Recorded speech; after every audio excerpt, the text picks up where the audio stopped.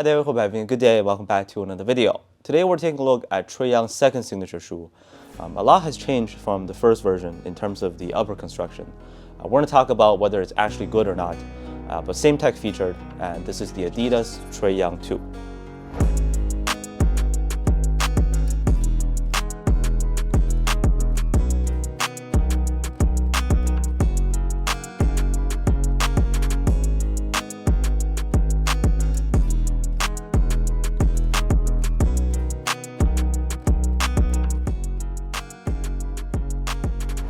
So the Trae Young 2 still retails for $140 US. If you're in the US, you should have a ton of different colorways to choose from on the Adidas site. Here in Canada, we don't get nearly as much online. Anyways, the Trae Young 1 was a great shoe, my go-to for outdoors in the past year. But remember that the biggest downside was heel slippage. On these guys, that is no longer an issue, but sizing is completely changed. I'll tell you right now that the Trae Young 1, I strongly recommend going down a half size.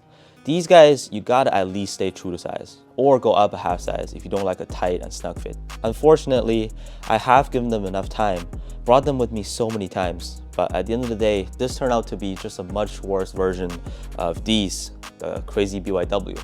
I mean, this shoe was pretty much everything that the Trae Young 2 was designed for, but better and way more comfortable.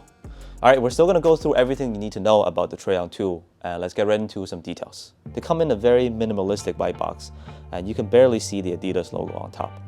The box is made of like a frosted material this time, instead of cardboard or plastic. A small Trae Young logo on the side, and it says Trae on the other side. On the first look, you can see that this shoe mainly features that Primeknit upper.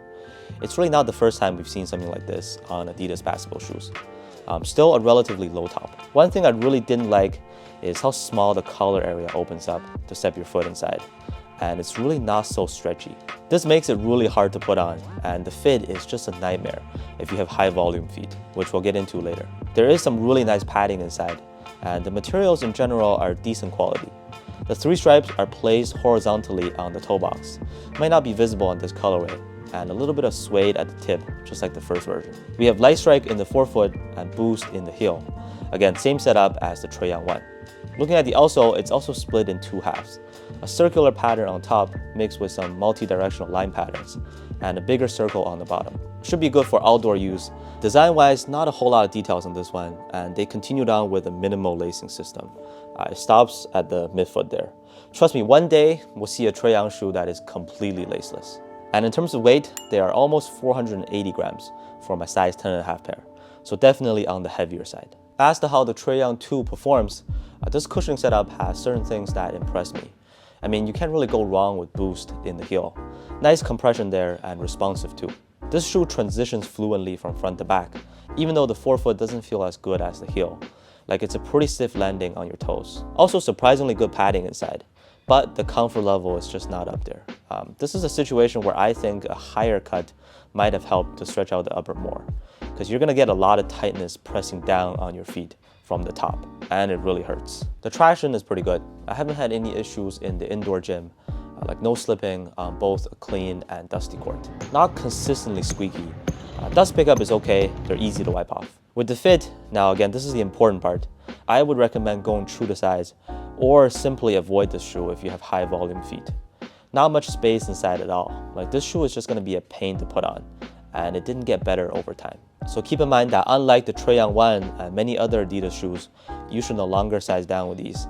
And you can even go a half size up to get more room. The problem is that this material isn't as flexible or stretchy as the previous shoes with Primeknit for some reason. And with so much tightness squeezing my feet, I was thinking that this gotta have good lockdown, but it turned out this lacing system didn't work well. The laces felt loose many times while I was playing. Trae Young shoes reduce the number of eyelets on purpose, but on something like this knit upper, it didn't make sense from my experience. Overall, the Adidas Trae Young 2 went below my expectations, mainly because of the weird fit and lockdown. And I think that problem is big enough to be a turn down for a lot of people right from the start. Maybe that's why I'm already seeing these going on sale for like 40% off at Foot Locker. Like we're only a month into the release. Let me know what you think about the Trae Young 2 down in the comments. Adidas basically just made something that already existed in a better form before. So I think you could just pass on this one. Thank you so much for watching, and I'll see you on the next one.